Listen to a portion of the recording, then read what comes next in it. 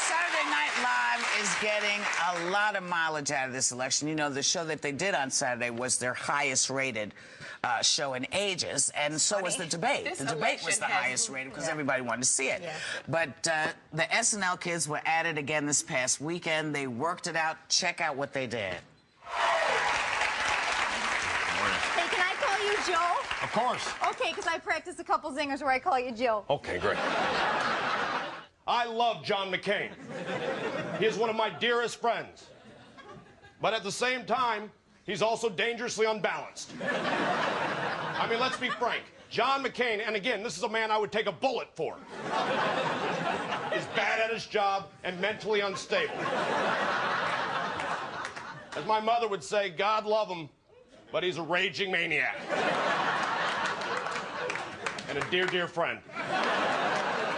See, while Senator Biden has been in Washington all these years, I've been with regular people, hockey moms and Joe Six-Packs, and I'd also like to give a shout out to the third graders of Gladys Woods Elementary who were so helpful to me in my debate prep.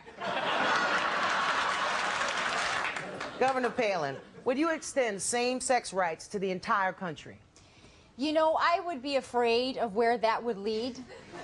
I believe marriage is meant to be a sacred institution between two unwilling teenagers.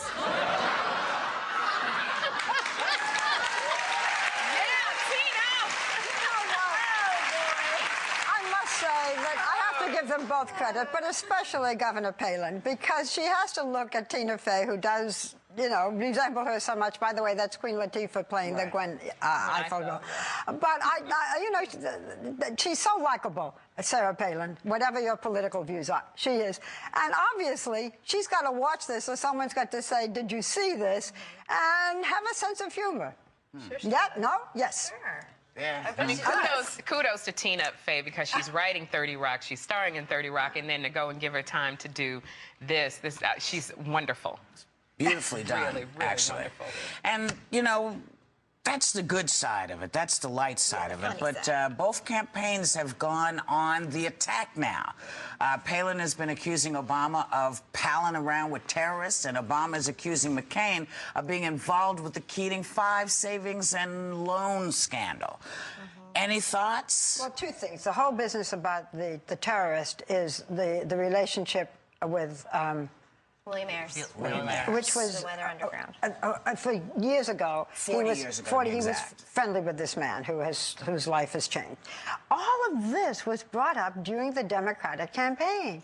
It was, you know, so now it's being rehashed and rehashed. We did it. It was discussed. That was in the past. His life has changed. Why does it not matter, though? Why does it because it's in the past still means it's important. 9/11 is in the past. It's still important. All right, let me go on. I don't also think there's any reason to bring up the Keating 5, which is the other side. In case you don't remember it, the Keating 5 were 5 United States senators, one of whom was John McCain, who was accused of corruption in 1989, igniting, it was a major political scandal and had to do with the savings and loan.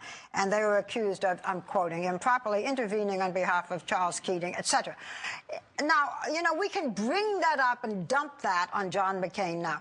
Let's discuss the economy, for heaven's sakes. Let's discuss health care. Let's discuss insurance for kids. Let's not drag up just to discredit people on either side. There are much more important issues.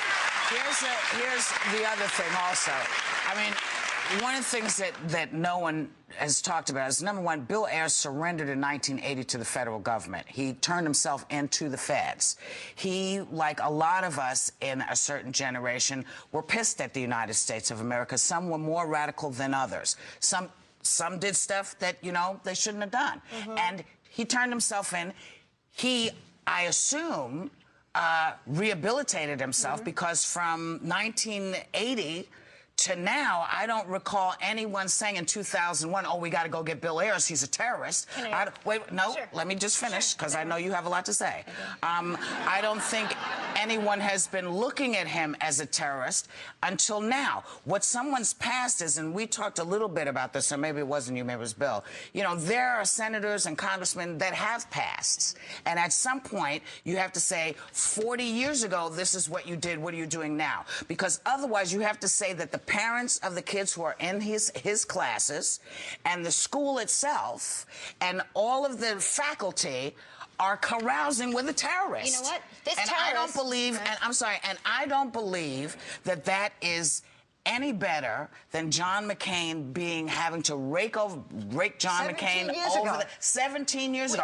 And the other thing, wait, let me just finish. And Barack Obama is not the terrorist. Let's make sure that we're clear that Barack Obama is not the terrorist. So linking him to people and we can link all of these guys to people. I'm done. Okay, two things. One, John McCain was cleared of any charges. The Ethics Commission declared him his actions cleared and his actions not improper. Number two, in terms of, and I wish Sarah Palin would come out and be specific. That he used poor judgment. They also said his actions were not improper. It was poor judgment. It was lobbying. Sure. And but don't you mind that both of them, can't we get away from smears? No, because some of these things are not, this is not about smearing. John McCain can't get away from smears. I don't believe that this is a smear. John McCain has been open about what happened with the Keating Five, and he was cleared. Number two, Barack Obama went to a party at William Ayers, and I wish Sarah Palin, when she addresses crowds, would get specific and say, not my opponent, not our opponent, and not a terrorist. Barack Obama went to the house of William Ayers, who is a U.S. terrorist. In 2002. It doesn't matter. After 9/11, William Ayers said he was unrepentant about his bombings and said that he wishes they had done more. Wait. No, you don't. Elizabeth, when he made that comment, it was about his book. It was not about 9/11. That book just happened to come. And it was 40 years ago when Obama was 8. There was a rabbi on the same block that threw a party. Can I just ask you a question? You say you don't care. It doesn't matter when, how long, whether Barack Obama was friendly with him or not. You don't care. But wait. Doesn't it bother you, with everything that's going on in this country, that either side is going back to smearing? Is that the way? The man is losing. The man is losing, and he's pulling out garbage that didn't work for Clinton. It's not going to work for him. It doesn't matter, Whoopi, because here's the thing. This is not about winning or losing. This is what bothers me truly about Barack Obama, because when I heard him back, I really thought that there was hope for him. It bothers me that he's not open. Whether you agree with Sarah Palin or not, she's open. He's not open. He did address in the primaries when they asked him about that. He wants to hide all of his radical connections to Tony Roberts. What does he not want to address? He has addressed it during the Democratic. He sat on a board. And we'll be right back with even more hot topics.